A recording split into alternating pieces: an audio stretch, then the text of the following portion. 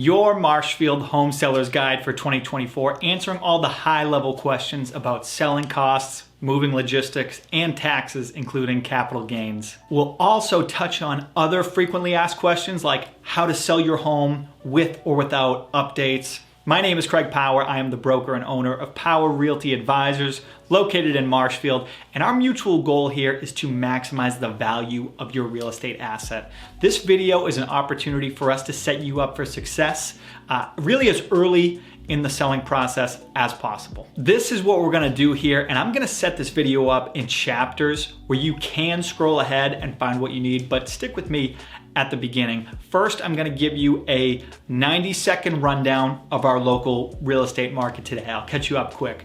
Then we're gonna dive into the cost of selling real estate in Massachusetts today, capital gains taxes, selling your home with or without updates, and moving logistics, AKA buying and selling at the same time. I have to say quickly at the start, this is my business. I am a real estate agent, and this is just one of many free video resources we created for home sellers. I have a free media library at our website and a YouTube channel you can subscribe to. In fact, a lot of these topics and many more are covered in greater detail individually. My hope is this will serve as a great reference to you, whether now or in the future. You can bookmark this page or our media library and come back to it whenever needed. You can also book a free consultation on my calendar using the links below as well. In the end, whenever you or anyone you know needs real estate assistance, we are on the cutting edge of local residential real estate. You'll see just by popping on our website, no one is doing quite what we're doing. High-end marketing, we're very experienced and very customer focused. So yeah, please check out the links below and get in touch anytime. Now, in less than 90 seconds, how is our real estate market today? What do you need to know? The good news is residential real estate in our area is actually very steady and stable, and I'm here to tell you the home buying demand is going to stay strong for a long time. Looking at recent history, okay, we had a couple crazy COVID years, 2020, 2021, where low interest rates fueled some steep increases in price. Home values went up at a record pace. During that time, by the way, many homeowners refinanced and secured low interest mortgages. Then 2022, 23, the story was higher rates. The rate hikes never really lowered prices here. On the highest end, luxury real estate felt it, $2 million homes. Those values slipped, but generally, the rate hikes did not lower prices around here. They merely slowed the price growth. Prices have still gone up during that time. Looking back, the whole period, the ups, the downs, it felt a little volatile, but today we have a good sense of where things stand. We are probably going to be in the shadow of the low interest rate refinance boom there for a couple more years. That means low inventory. We will remain in a low inventory environment in housing, which will keep home values up. Additionally, the home buying demand simply is not going away. By every metric, there's a hunger for home ownership. That will continue to push prices up as well. So your home, your primary residence, is a very secure investment. If you ever see a news article about home prices dropping or this or that, I'm here to assure you, we live in a very desirable part of the country, and I see the home buying demand every day. It is incredibly strong. The average age of the first-time buyer is now 36, which goes to show a bottleneck of people at home buying age. For your purposes, what should you take away from this? Well, I would expect prices and home values to continue to trend upward at a more reasonable rate, right? So what a boring headline, right? Boring, stable increases in value. I would also tell you that the interest rates themselves will determine how fast or how slow that growth is, right? So people want to buy houses, and the monthly payment is really what determines where their ceiling is on a given day. If borrowing costs go down, their monthly goes down, people get more aggressive, and those offer prices go up. As a home seller, I really wouldn't worry about timing the market or getting out by X date. I really wouldn't. I would be much more concerned with your personal timing and your personal next moves. That's the market update. Let's get into some common questions for you. We often get the question, when is the best time to sell? Well, let's invert that, okay? Let's flip it on its head. Let me tell you when you shouldn't sell. Don't list the week of Memorial Day and Labor Day weekend. Don't list it at the very end of June, leading up July 4th and that whole week. Definitely don't list during the major holidays, Thanksgiving, Christmas, New Year's. Avoid the holiday season completely. As far as timing goes, those are the biggest mistakes you can make. The spring market brings more foot traffic on average. If your property is truly coastal with beach access, or if you have a pool or some water feature, I might hedge to say list during the spring, because maybe you get that overeager buyer that wants to get settled for the summer and is willing to pay up for the privilege. But for the most part, seasonality is not a big factor the way it once was. Similar to before, I would be much more focused on your personal timing, your next moves, and what timing works for you. What does it cost to sell your property? Let's go over the Massachusetts closing costs that the seller pays. Far and away, the biggest selling cost is the real estate commission. Let's talk about the real estate commission structure. When you go to sell, you employ an agent who markets and sells your home, guiding you through the transaction. Your eventual buyer will also likely have agent representation. Historically, the seller has been responsible to pay the entirety of the commission, meaning their own agent and the buyer's agent. The agents involved are paid out of the seller's proceeds at closing. This is how real estate transactions have been structured since the 80s. It actually may be changing in the next couple of years. And please, if you're watching this, reach out and I'll gladly update you. If this somehow flips, we're gonna flip. We're gonna be the earliest possible adopters. But as of today, in our market, the way you maximize your return as the seller, the way you walk away with the most money in your pocket is by following the classic structure in which the seller pays the full real estate commission out of the proceeds of the sale. In our market on the South Shore, the full cost of the real estate commission has been 4 to 5% of the sale price. Let's show you a hypothetical here. So if it's a 4% commission on an $800,000 sale, the full cost is $32,000. $32,000 total in real estate commission. 2% goes to your agent as the seller, 2% of that goes to the buyer agent, $16,000 each. Why is it 4 or 5%? Well, people can charge whatever they want. They could charge 6%. Ask what you're getting in return. Please ask. Some local agencies coach their agents up to get you to sign at 5 or 6%. In this hypothetical, that would be an $8,000 difference. What are you getting for that $8,000? You can probably see I'm skeptical. We do 4% right out of the gate. That's what we offer today. In Massachusetts, other than the real estate commission, the seller pays attorney fees, recording fees, title service fees, transfer taxes, and prorated property taxes up to the day. If there's ever a deal where the seller is offering a credit to the buyer, maybe for work, something negotiated during a home inspection, that will come out of the proceeds as well. All right, capital gains taxes. I was gonna put this on the board, but forget it. You came to the right place for this. I don't know how it happened. I have one of the most viewed YouTube videos on capital gains. It's got 18,000 views. I don't know how it happened either. I really don't. Years have passed since I made that video and we're due for an update. Let me give you the rundown on how it works in Massachusetts today. When you sell real estate, it's subject to capital gains taxes. There's federal and state tax rates here. A capital gain is the difference between what you bought a place for and what you sold it for. Very straightforward. So if you bought a place for $600,000 and you sold it for $900,000, your capital gain is $300,000. That $300K is subject to the tax, but not really, because there are huge exemptions, which I'll explain in a minute. If you've owned the property less than a year, you pay a short-term capital gains tax rate. Over a year, it's the long-term rate. The short-term rate is higher, you pay more than the long-term rate. This is all subject to change because they could change the tax code tomorrow and I'd end up looking like an idiot. But at the time of this recording, the federal taxes vary. You could be paying 0, 15, 20% based on income to federal. And then additionally to the state, it's 8.5% for the short-term rate, 5% for the long-term rate. Now with that knowledge, let's talk about your exemptions. Big disclaimer, we are not covering investment properties here. We are not covering gifted property. We are not covering inherited property. For the purposes of this video, I am speaking as if we are dealing with your primary residence. I do have other videos on each of these topics, but let's talk about the primary residence exemption, which is the most significant exemption you'll have. If you've lived in your home as your primary residence for more than 2 years, you'll be able to claim the primary residence exemption. This would mean if you're an individual, you get an exemption up to $250,000.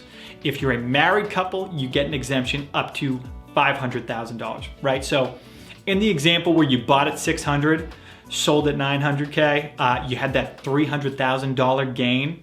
For an individual, only $50,000 of that would remain taxable, right? For a married couple, it would be completely covered, totally exempt, nothing taxable.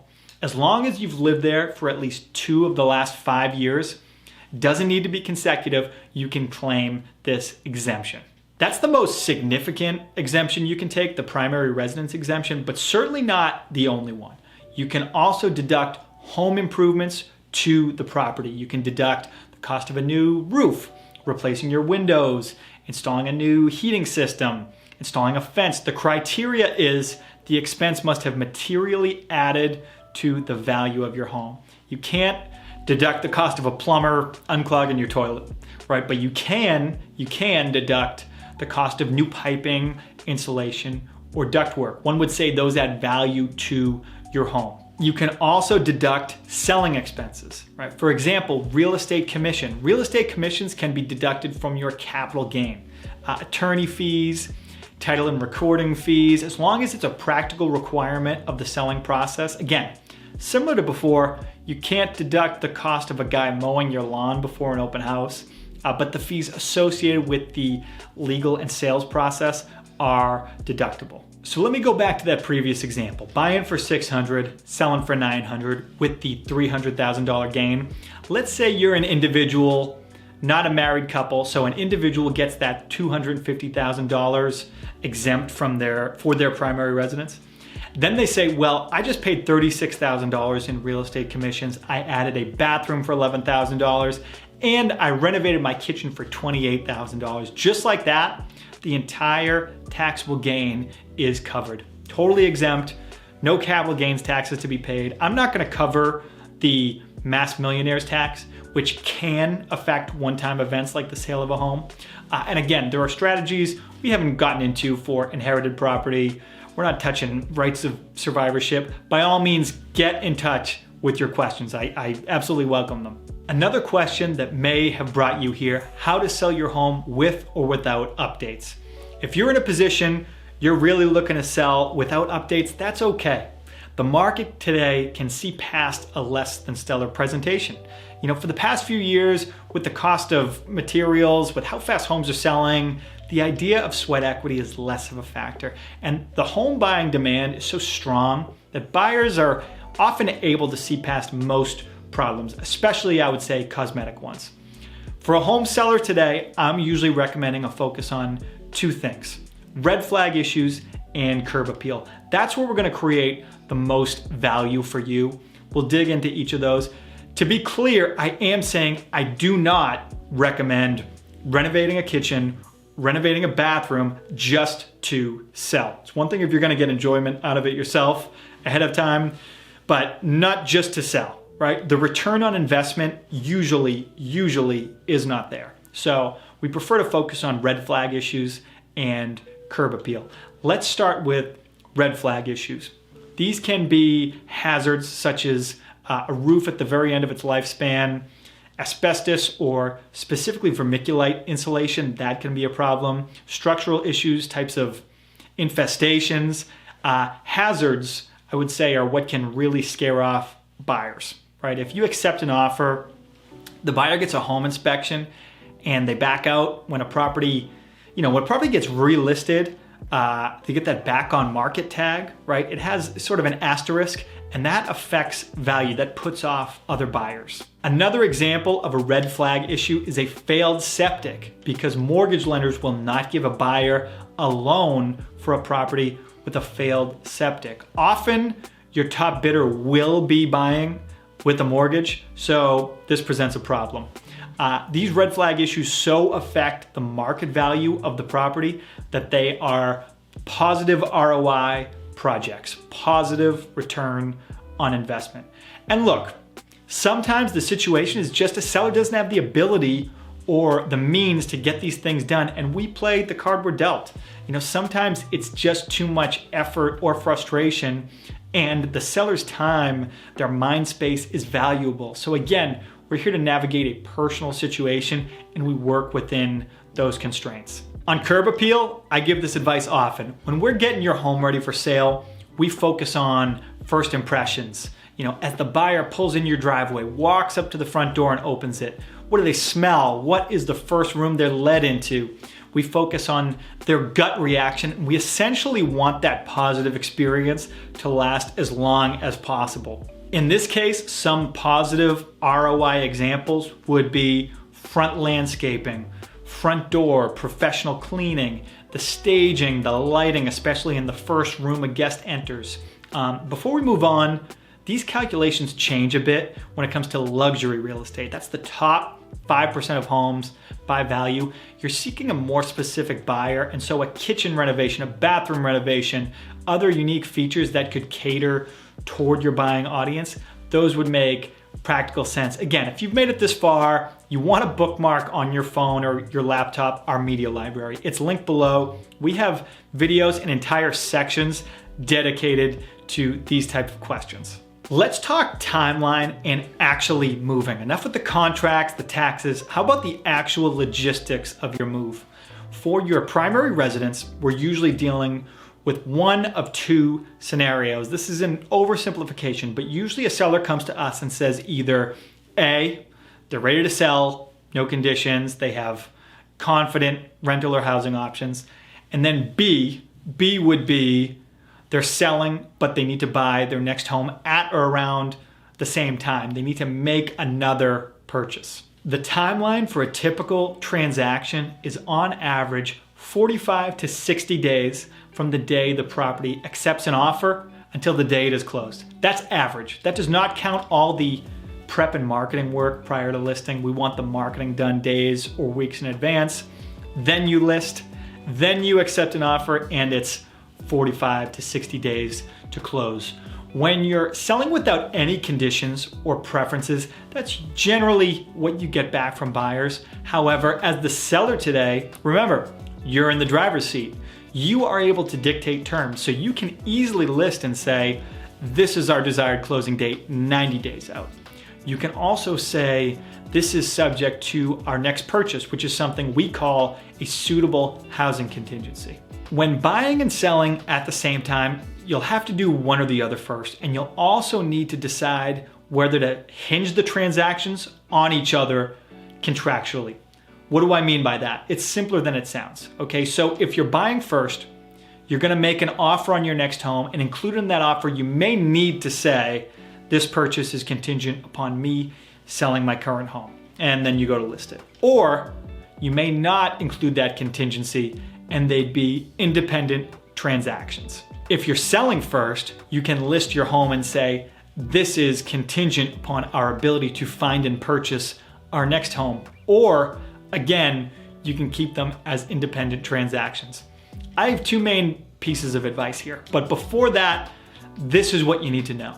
Theoretically, the more conditions you dictate to the opposite party, that comes, at least theoretically, at a price. And again, simpler than it sounds, right? If you are making an offer to a seller and you say it's contingent upon you selling your current home, right? They are more likely to balk. They would likely prefer to not give you that power over the transaction. Your offer would be stronger simply by foregoing that detail.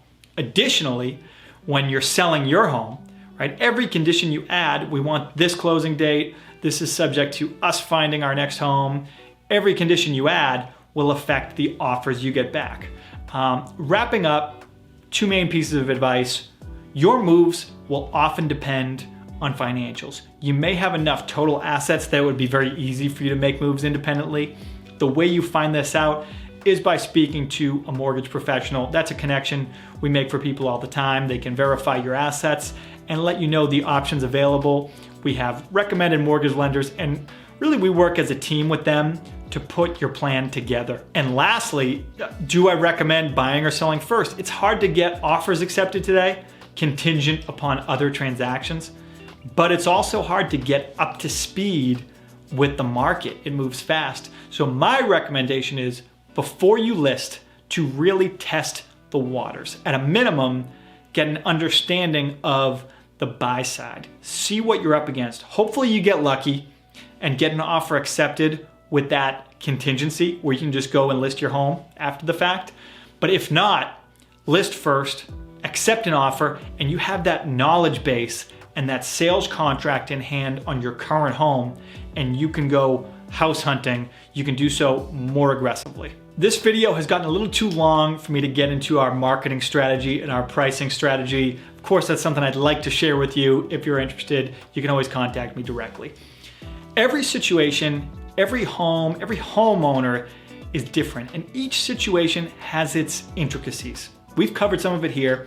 When it comes to selling property, these are complicated transactions that impact your financial future in a major way.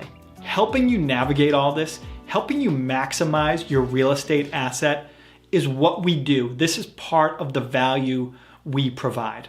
In closing for you, this video is a great way for me to introduce my business and provide a free value to you as a homeowner, as a real estate consumer. And it's really been fun taking this video approach to building up a community. If you've made it this far, be sure to subscribe to our YouTube, go to our website and bookmark the media page. It's content for buyers, sellers, investors, a lot of local highlights. I have a millennial money section. I cover a lot of personal finance content. It can serve you later. And the main idea is, to me, this stuff could literally make you or save you money. The other thing is, if you landed on this video, I'd love to hear from you directly. We'll provide a link below to set up a free consultation. If you ever want a price opinion on your house, if you have any real estate related questions, if you want to see our marketing plan, our pricing plan. Obviously our marketing is pretty good because we've gotten you this far. We're pretty good at getting eyeballs and clicks. So I think that's a little bit self-evident, I can't lie.